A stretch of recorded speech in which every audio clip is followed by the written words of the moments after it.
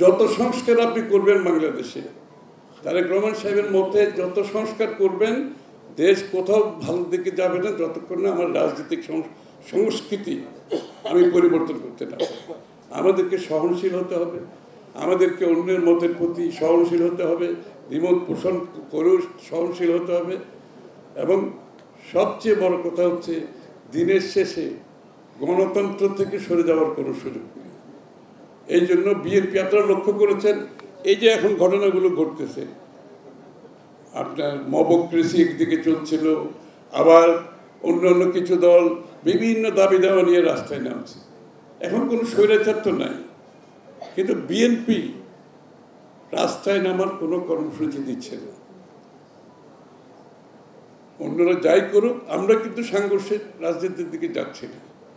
এবং এইটাই বিএনপির আগামী দিনের রাজনীতি, যে সহনশীলতার মাধ্যমে বাংলাদেশে পলিটিক্যাল আপনি একটা স্থিতিশীলতা যেই দেশে থাকবে না, আমরা এখানে যত প্রোগ্রাম নিয়ে কোনো লাভ হবে না।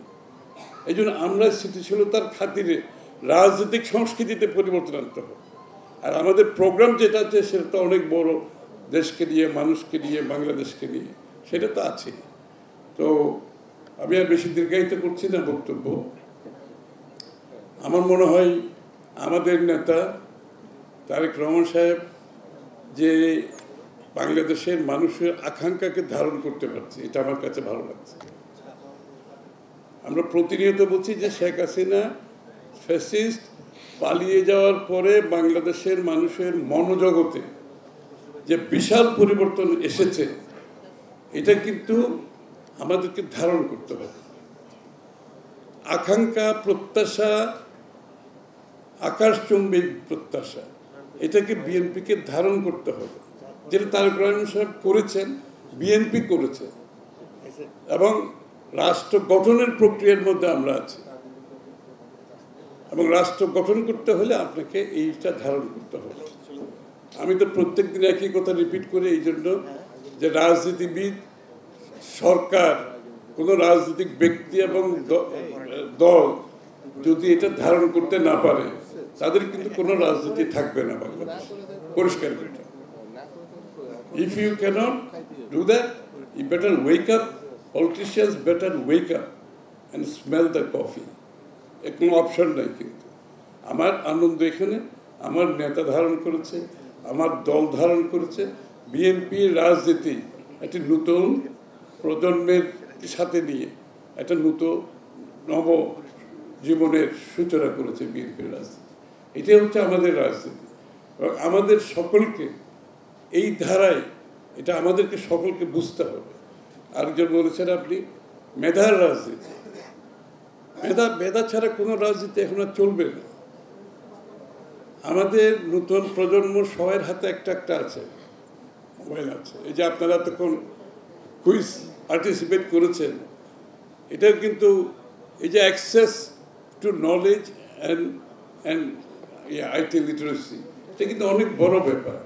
এবং এইটা আমাদেরকে মাথায় রাখতে হবে।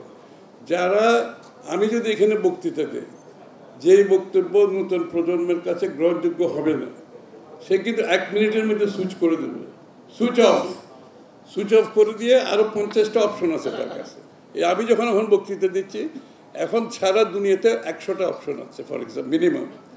কেউ পডকাস্ট করতেছে, কেউ ডিবেট করতেছে, কেউ ইন্টেলেকচুয়াল আলোচনা করতেছে, কেউ নলেজের উপর চর্চা করতেছে, কেউ মিউজিক করতেছে। আমার বক্তৃতা শোনার তার তো কোনো দরকার নেই।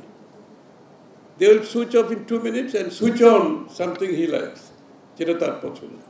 আমাদের রাজনীতিবিদদের, আমরা যারা রাজনীতি করছি, আমাদের যারা নেতা কর্মী সর্বস্তরে আছে, সবাইকে এগুলো ধারণ করতে হবে। বিএনপি হইতে হবে আগামী দিনের নতুন রাজনীতির যে সূচনা তারেক রহমান সাহেব করেছেন, উনি কিন্তু এগুলোকে মাথায় রেখে একটা নতুন রাজনীতির দিকে যেতে চাচ্ছেন। এটা আমাদেরকে সবাইকে ধারণ করতে হবে। এই যে স্লোগান দিচ্ছে, দরকার নেই তো, এখানে স্লোগান দেওয়ার কিছু নাই, এটা আলোচনা হচ্ছে। তো স্লোগানের জায়গা তো আছে, যেখানে স্লোগান দেওয়ার দরকার ওখানে স্লোগান দেন, সব জায়গায় স্লোগান দিলে তো হবে না। আমাদেরকে আস্তে আস্তে এই পরিবর্তনগুলো তো আনতে হবে, তাই না? আমরা যদি আনতে না পারি, তাহলে আমরা জনগণকে দেবো কী করে?